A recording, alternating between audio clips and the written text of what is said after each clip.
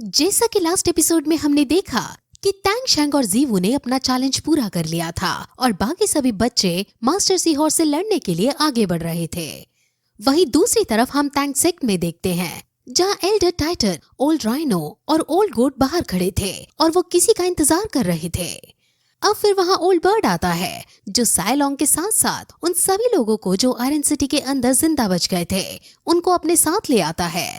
साइलोंग वहां आकर Elder Titan के पैरों में गिरकर माफी मांगने लगता है और कहता है कि ये सब उसकी गलती है क्योंकि वो अपने आयरन सिटी को नहीं बचा पाया था। एल्डर टाइटन उसे शांत करते हैं और उसे समझाते हैं कि इसमें तुम्हारी कोई गलती नहीं है। वुहान एम्पायर बहुत तेजी से फैल रहा है और तुमने अपनी पूरी कोशिश की थी, इसलिए तुम्हें हिम्मत नहीं हारनी चाहिए। अब ओल्ड गोट वहां आकर समझाते हैं कि अब हमें और वेट नहीं करना चाहिए, हमें जल्द से जल्द और ज्यादा वेपन्स रेडी करने चाहिए क्योंकि हमारा सामना वुहान एम्पायर से कभी भी हो सकता है।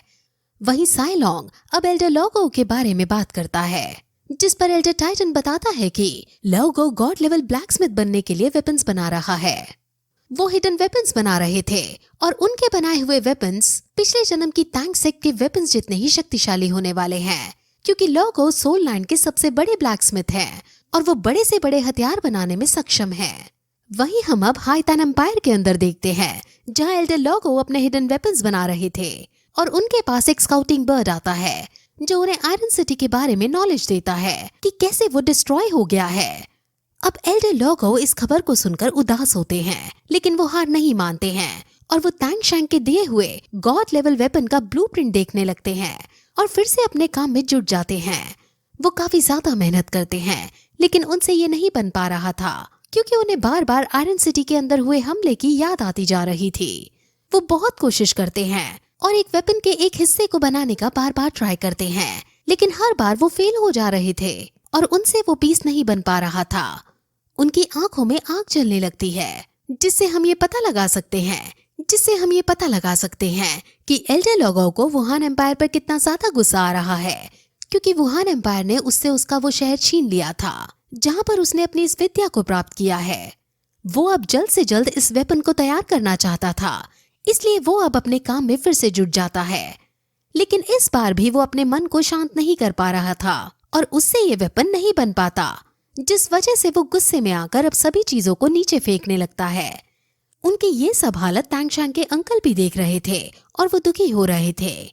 वहीं हम आइलैंड के अंदर बच्चों को देखते हैं जो अपने अपनी सोल पावर का यूज करते हुए मास्टर सी हॉर्स से लड़ाई करने लग रहे थे। ऑस्कर मोटू के फिनिक्स सोल पावर का यूज करते हुए आगे बढ़ता है और मास्टर सी हॉर्स पर हमला करता है। निंग रोंग रोंग उसे पीछे से असिस्ट करती है। ऑस्कर फिनिक्स की फिफ्थ स्पिरिट रिंग जिसका नाम फिनिक्स मीटियोर है उसका यूज करता है और अब मास्टर सी हॉर्स भी अपनी मार्शल सोल का यूज करता है और उनमें आइकॉनिक लेवल की फाइट होने लगती है। मास्टर सी हॉर्स पहले ही काफी ज्यादा थक गए थे जिस वजह से मास्टर सी हॉर्स इन सभी से हार जाते हैं और अब इन सभी का चैलेंज पूरा हो जाता है जिसके बाद सब काफी ज्यादा खुश होते हैं। अब क्योंकि इन्होंने अपना ये चैलेंज पूरा किया है इसलिए निंग रोंग रोंग को अपनी सोल पावर में 25% का इंक्रीज देखने को मिला है। वहीं ऑस्कर की soul power half level increase हो जाती है। अब ये देखकर सब काफी शॉक होते हैं कि इस चैलेंज को पार करने के बाद ऑस्कर की लेवल सिर्फ हाफ ही बढ़ी है। लेकिन फिर उन्हें पता चलता है कि जैसे वो अपने चैलेंजेस में आगे बढ़ते जाएंगे उनको मिलने वाले रिवॉर्ड्स कम होते जाएंगे।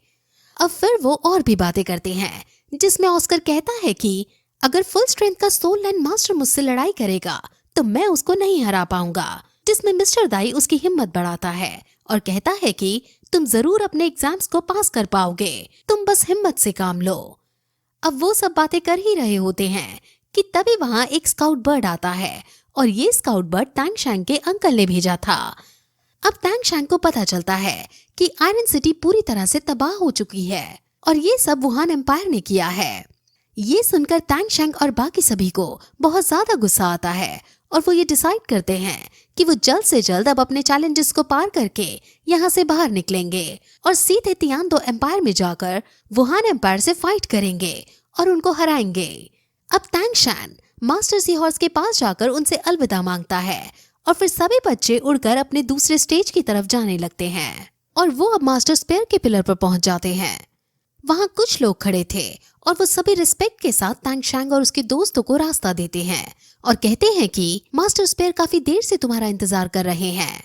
ग्रैंड मास्टर उन लोगों को धन्यवाद बोलते हैं और कहते हैं कि सोल बोन मास्टर्स के लिए ग्रैंड सोल लैंड मास्टर बनना और 90th लेवल पर पहुंचना काफी ज्यादा मुश्किल होता है, जबकि बेस्ट सोल मास्टर के लिए ऐसा करना काफी आसान होता है, क्योंकि इस तरह के ग्रैंड सोल लैंड मास्टर जब 90th लेवल को रीच करते हैं तो ये किसी ordinary grand soul land master से काफी ज्यादा पावरफुल होते हैं। इसी वजह से sea spear sacred guardian sea dragon sacred guardian से बिल्कुल नीचे होते हैं, जिनकी लेवल 95 की है। इसका मतलब सी ड्रैगन सेक्रेड गार्डियन की स्ट्रेंथ 90 लेवल की है। वहीं दूसरी तरफ सी स्पेयर सेक्रेड गार्डियन की स्ट्रेंथ लेवल 93 की है। तांग शैंग मिस्टर दाई और निंग रोंग रोंग को अपना ध्यान रखने को कहता है और फिर ऑस्कर मिस्टर दाई को कुछ सॉसेज दे देता है, जिसकी हेल्प से वो फ्यूचर में अपनी सोल पावर को रिकवर कर सकता है। अब मिस्टर दाई और निंग रोंग रोंग उस सेक्रेड पिलर की तरफ जाने लगते हैं और बाकी श्रेक डेविल के मेंबर्स उनका उत्साह बढ़ाने के लिए उनसे कहते हैं कि तुम दोनों जरूर जीतोगे। अब मिस्टर दाई अपनी मार्शल सोल को एक्टिवेट करता है और वहां से जंप करते हुए पिलर की तरफ जाने लगता है।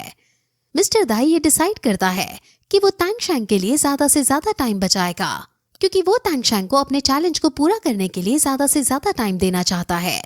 वहीं अब जियाओबाई भी वहां आ जाती हैं और उसको देखकर सब खुश होते हैं और मोटू पूछता है कि आखिर तुम यहाँ क्यों आई हो, जिस पर जियाओबाई बताती है कि वो सी स्पेयर गार्डियन की फाइट को देखने आई है। वहीं मिस्टर दाई और निंग रोंग रोंग फाइनली पिलर के ऊपर पहुंच जाते हैं और वहां अब लाइट चमकने लगती है और आसमान से जमीन पर आइस की एक काफी लंबी लाइन बन जाती है। अब वहां मिस्टर स्पेयर आते हैं और उनको देखकर मिस्टर दाई हक्का बक्का रह जाता है, क्योंकि वो काफी ज्यादा खतरनाक लग रहे थे। मिस्टर दाई जियाओबाई से इनके बारे में पूछता है, जिस पर जियाओबाई उनके बारे में उसे सब बताती है, लेकिन वो उनकी एक भी कमजोरी नहीं बता पाती। अब फिर मिस्टर स्पेयर अपने स्पेयर को हाथों में पकड़ते हैं और फिर उनकी हीरोइक एंट्री के बाद और फिर यही एपिसोड इस तरह खत्म हो जाता है।